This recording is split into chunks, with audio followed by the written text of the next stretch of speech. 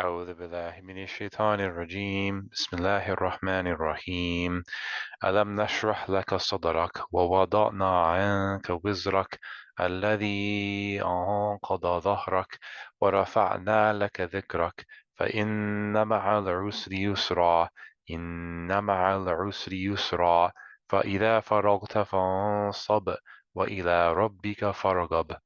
Sadaqallahu Adim.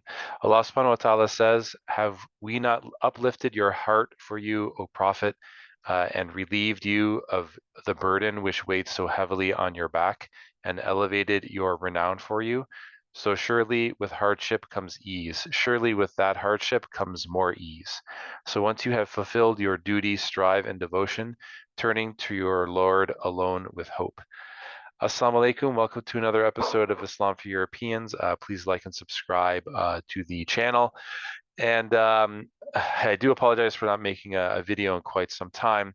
Um, you know, and you know, on one hand, I do feel bad about not making videos recently about the ongoing um, massacres that are taking place. I know that there's a truce right now, but I'm not an expert. I rely on looking at media sources and drawing my conclusions for that. And I don't want to make mistakes or I'm not the pro when it comes to making takes on that. So I do pray to Allah that that the bloodshed ends as soon as possible. May Allah keep our brothers and sisters safe there in Gaza. Um, so I wanted to talk about what's going on in Europe actually, because I think it's kind of a bellwether for I guess public opinion, uh, regarding not just the conflict, but also Islam and Muslims. So, if you haven't seen, there have been ongoing protests going on every week, basically. I remember in 2003, before the invasion of Iraq, they staged which was at the time, the biggest protest in the history of the world against, the invasion of Iraq in 2003, and that drew millions of people worldwide. And I remember on a radio show, someone asked, like, what's the point of doing this protest if it's not going to change, our policy, U.S. foreign policy? And the radio host gave a very good answer. He said that, well, one thing it'll do is that it'll show the Muslim and Arab world that it's not us, it's not the people, it's our governments, and we don't agree with what our governments are doing, right? So and that the protests, skip ahead 20 years, I never thought that you would see something, protest that would trump that, but trump that on an ongoing basis every single week. It's absolutely, I've never seen anything like it. So on the one hand, you do see that that there's increased dialogue and discussion, and coming to common ground between Muslims and Westerners. And this was buoyed also by the ongoing protests a few months ago, against certain educational agendas. So I would say that on the whole, this has been supported by recent polling in many Western countries, that public opinion towards Islam, Muslims, and the current conflict is actually turning in our favor on the whole, which means that there's a warming trend among the masses, um, which you would think would translate into like more of like a positive, hopeful, um, like attitude towards healing this relationship between Islam and the West. But the unfortunate thing is that with this general trend of positive feeling towards the Muslim world, and definitely support for us and our brothers and sisters, there's also an increased polarization. What I mean by that is that the ones who already hated Islam hate it even more now, and are unfortunately going to like extreme, even violent lengths, to lash out against the Muslim community. And um, and it's a tragedy, really, because this was a perfect opportunity to try to build bridges. Um, but it doesn't seem to be materializing. And at the end of the day, I can understand why that is for many in the Muslim community, because they don't interact with Westerners on a daily basis. It doesn't matter that there's a general positive trend of people who used to be neutral, who now support us, or who used to be slightly negative and now are neutral. It's more about what is this crazy person going to do to me on the subway or on the street. And that's a very legitimate concern, right? So, and let's take a couple examples of this in Europe specifically. And the first example is this recent stabbing in Ireland. Now, Ireland was at the forefront of the recent protests, and they Sinn Féin was the first to come out calling for a ceasefire. So there's always been this history between Ireland and Palestine that goes back several decades. And it's unfortunate that there was this recent stabbing by an Algerian man there on children, which is absolutely horrific. It's completely against the Muslim faith. And that has resulted in riots and this real heavy anti-immigration sentiment. And Ireland is an interesting case because they don't have this kind of history of colonialism that the left can draw upon. And they're, to a degree, they're the overall sentiment that they're against the trend of of demographic change. That concern I can see is understandable.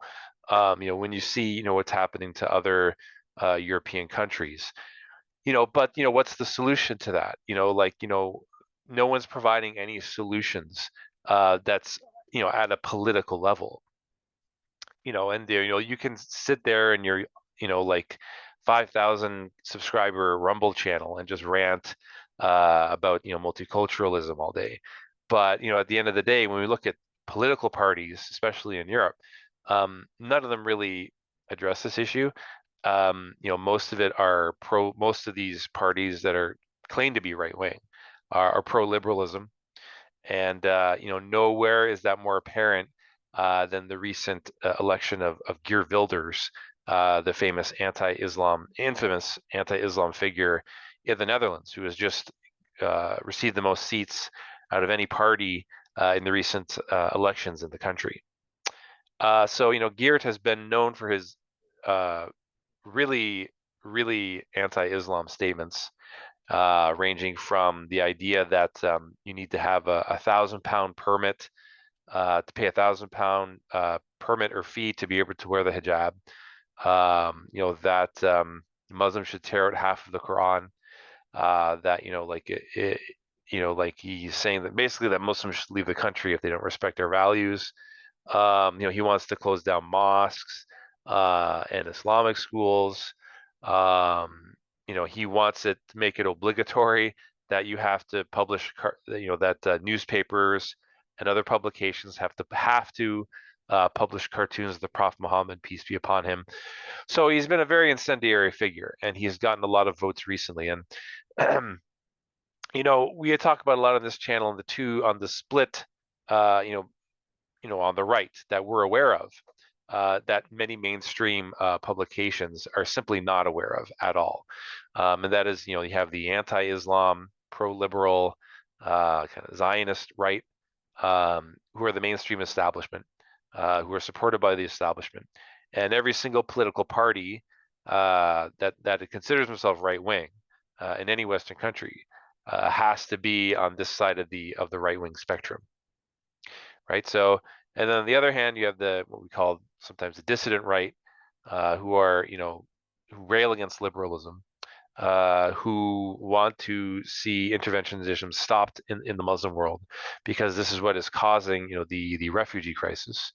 And they're, they don't. It depends who you talk to. Their attitudes on Islam vary, right? So they can understand the value in it. But it's tough for them to see, how they can have a positive effect on their people, basically.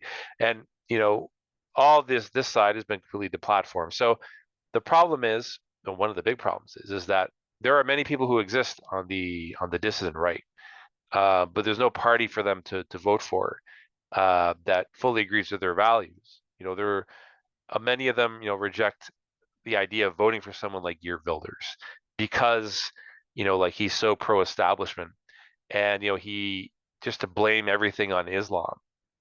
Like it's really projecting one's anger towards a community that really wishes you no ill will. But the sad thing is that a lot of them end up voting for the Geert Wilders of the Netherlands and Eric Zemmour of France, um, or Viktor Orban, or Golden Dawn in Greece, and because they have no because the way they see it is that even though I completely disagree with this man's rhetoric towards Islam, I don't agree with his takes on liberalism. At the end of the day, if they're going to have so much anti-Islam rhetoric, that's going to deter Muslims from coming into the country in the first place. And people who are already Muslim there, they'll just want to leave, right? And that's unfortunate because there's no real dialogue taking place. No one's thinking of even like, let alone forget about a political solution, any type of discourse, and it's like without this, I could see unfortunately this potential of boiling over in the West, and that's going to have ripple effects that's going to affect the current conflict as well. um because it's inevitable too, because we have another crisis on our hands with our brothers and sisters in Gaza, and it's not everyone's gonna be able to stay there. So I mean, what's the solution? Like we're all about trying to find outside the box solutions, and I think like we can't ally with either side of these factions of the right. On one side, you're not gonna there's no way you can ally with someone like Geert Wilders, because his rhetoric is so incendiary. And even if you try to dispel the myths and misconceptions about Islam, like for example the fact that okay, you're in a non-Muslim country now, you still have to abide by the laws of the land. Like as long as it's not against your faith, that's there's nothing you know that doesn't contradict Islam in any way. If you're not able to practice your faith, then you should be making hijrah to another country. But their arguments are so incredibly loaded, um, that it's just not going to be possible. And then you have the other side on the distant right. Even conversing with them, can get you into a lot of hot water. So you have to devise solutions that will divide these two factions without having to ally with either of them, right? And if you present Islam as a solution to liberalism, that would definitely, I think, change the script.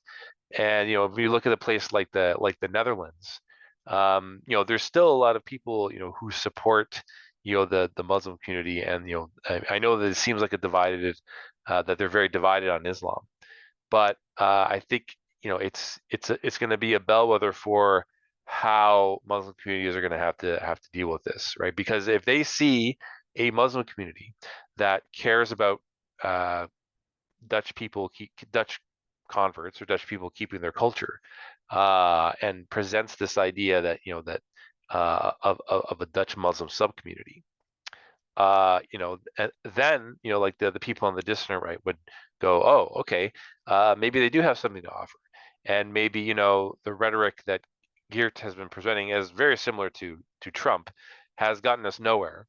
If what you're presenting is liberalism as a solution to our current problems, this is what got us into this problem in the first place. Um, so I hope, inshallah, that there's no bad ripple effects that occur from this election. We do see it in other in other governments in Europe as well, like in Sweden, for example.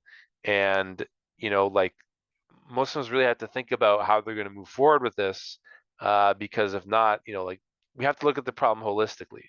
And if we're completely unaware, that there are these two different factions or different varying opinions, even within the right and the center and the left, um, like we're just going to be walking around blind. And if you have that on top of that, and an increasing refugee crisis to place on top of that, the effects could be very disastrous. So, um, that's what I basically recommend. And I do think that educating people is important, and I do think that a lot of the things that Muslim communities are trying to do in terms of education, is a good thing.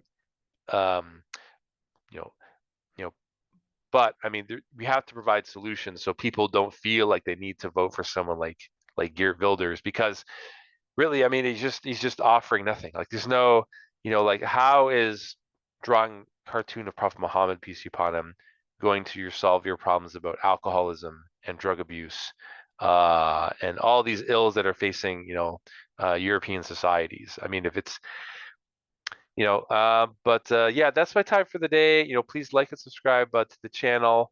May Allah subhanahu wa ta'ala keep us on the straight path, and may Allah make us successful in this life and the next. And yeah, that's all my time for the day. So take care. Assalamu alaikum wa rahmatullahi wa barakatuh.